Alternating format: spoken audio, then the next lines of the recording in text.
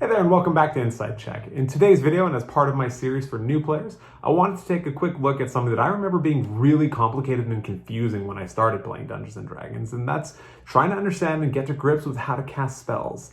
The good news is that it's not actually all that complicated, so without any further ado, let's just jump straight on into it.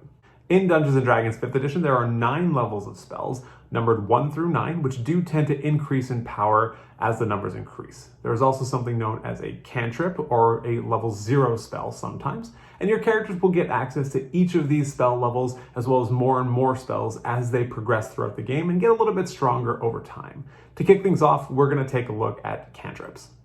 Cantrips or level 0 spells do tend to be some of the weaker spells in the game, but they can also be really fundamental. Your character knows them so well and they're so confident in their use that you can cast these an infinite number of times, provided you have the required materials for them, which actually brings us to a really good point. In order to cast any spell in the game, whether it's a cantrip or any of the spells numbered 1 through 9, you do need to have all the required components for them. And you'll be able to see these list of components when you're ever looking at these spell descriptions. There are 3 components that you have to have. There is a verbal requirement, a somatic requirement, and a material requirement. Each of these are incredibly simple to understand. The verbal is really, you just need to be able to speak out the incantations out loud. If your mouth is gagged or blocked in some way, you may not be able to actually use that spell. The somatic component contains all the intricate gestures and the movements that might be required in casting a spell. Similarly to the verbal requirement, if your hands are bound behind your back and you're not able to move them, you might not be able to actually use this spell. The final component to the spell is something known as a material component, and this is a little bit more nuanced in this one. A lot of these spells in the game will require very, very specific things, sometimes like an ounce of fairy dust, or in the case of a spell like Revivify, for example, it requires 300 gold worth of diamonds. In order to cast a spell that has a material requirement, you either need to A, have that specific component, or if your dungeon master allows it, you can use something known as an arcane focus to get beyond that material component and not actually need to have it. The only exception to that being spells that do have a specific monetary value tied to them. For example, as I said, in the case of Revivify, requiring 300 gold worth of diamonds, you do actually have to have 300 gold worth of diamonds to cast the spell. You cannot bypass that requirement with an arcane focus.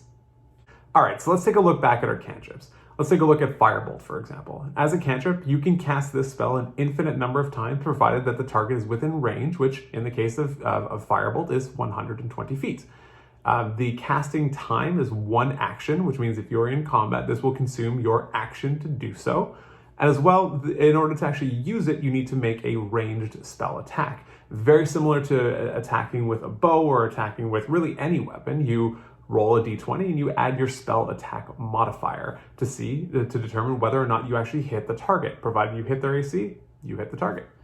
Cantrips cannot be cast using spell slots, which is something I'll explain in a minute. However, they do increase in power with your character as you level up over time. So for example, Firebolt starts out at 1d10 damage. However, once you hit 5th level, it turns into 2d10 damage, and that will continue to increase in power over time. All right, so before we talk about the rest of the spells in the game, it's really important that we get a good understanding of the mechanic that actually allows us to cast them in Dungeons & Dragons 5th edition.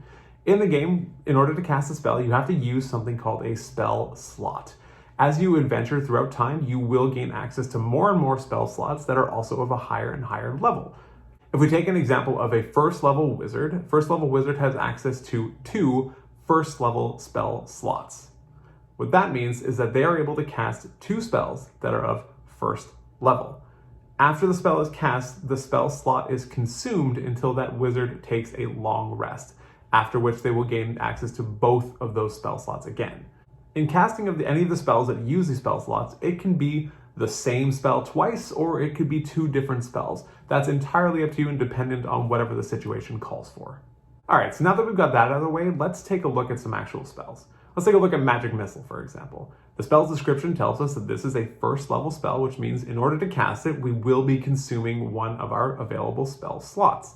As well, the casting time for the spell is 1 action, which means that if you are in combat, this will consume your action on your turn in order to actually cast the spell. The interesting thing about Magic Missile and many of the other spells in the game as well is that it will actually benefit from being cast at a higher level. So you could cast Magic Missile using a 2nd level, 3rd, or even all the way up to 9th level spell slot if you really wanted to. And Magic Missile does actually scale in power with that. So casting Magic Missile at 9th level will be considerably more powerful than casting it at 1st level. However, that's still probably not something that you really want to be doing in a lot of cases. Now, not every spell does actually benefit from being cast at a higher level. If we take a look at Identify, for example, this is another 1st level spell. However, you can still cast it at higher levels using a 2nd, 3rd, or 9th level spell slot, but there is absolutely no difference. You gain no benefit from casting at a higher level. The only reason you might do this is if, for example, you absolutely desperately needed to cast Identify for some reason, but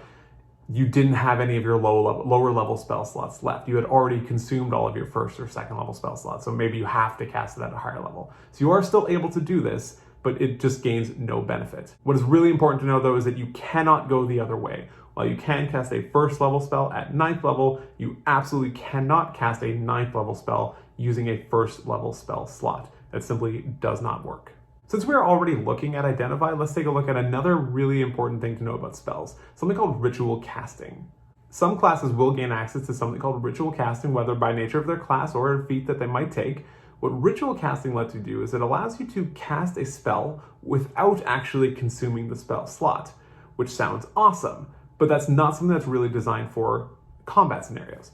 Identify is a spell which can be cast as a ritual, but a ritual spell takes 10 minutes longer than the stated casting time of the spell. So if we take a look at Identify, it takes 1 minute to cast, which means to cast it as a ritual would take 10 minutes longer, which means it would take effectively 11 minutes of in-game time to cast Identify as a ritual. So the last thing we'll take a look at in regard to spells is something known as concentration.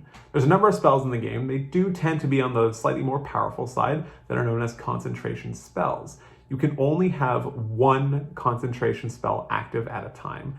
As soon as you cast another spell that requires concentration, this other spell will stop. It is important to know that you still can perform other actions while the concentration is up. You can still attack, you can still move, you can still even cast other spells as long as they do not also require concentration. Concentration is something that is really, really difficult to maintain because if your character takes damage, you will need to make a Constitution saving throw to see if you are able to maintain concentration on that spell and keep it up.